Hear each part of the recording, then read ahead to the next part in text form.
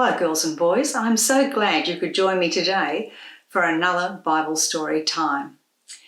And today's story is about a man called Noah. And this story comes from the book of Genesis, the very first book in the Bible. Do you remember when God made the world? When he had finished making it, he looked at it and he said it was very good. But it didn't stay very good for very long, because people turned away from God. They stopped loving him and they stopped obeying him. By the time that we come to the time of Noah, who we're going to hear about today, many people were all not loving God and not doing the right thing. In fact, they were hurting themselves and they were spoiling the beautiful world that God had made. God looked down at the world and he saw all the terrible things that people were doing, and that made him very, very sad. And so God told Noah his plan.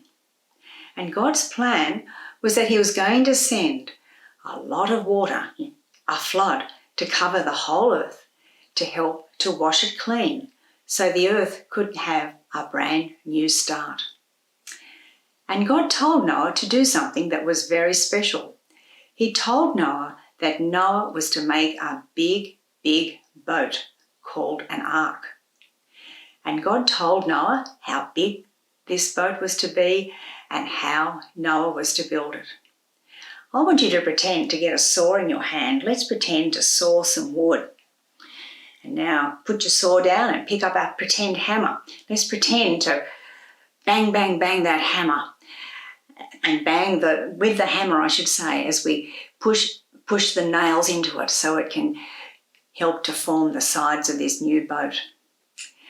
Well, Noah and his family made this ark for many years. And I expect that he got other people to help him do it, but it took a long time. But finally, the ark was finished, and it was an enormous boat. It was something like 3 Olympic-sized swimming pools all lined up together. It was a huge boat.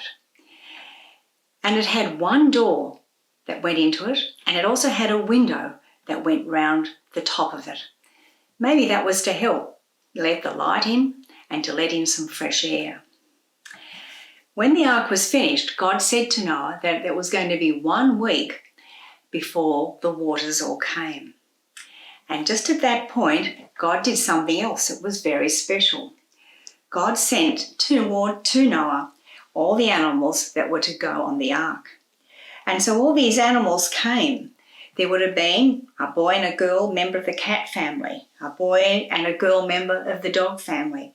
There would have been sheep and cattle, and maybe even some young dinosaurs who weren't very big, who came to the ark and went in through the door and found their spots where they were to spend their time while they were in the ark, while the earth was being flooded. And so the animals all came in, and I think Noah, Mrs. Noah, Noah's 3 sons and their wives, 8 people altogether, would have been very busy helping the animals get settled in, making sure they had enough food and water for all the time that they were going to be on the ark. And then the people went in and they got themselves settled too. And at the end of that week, something very strange happened.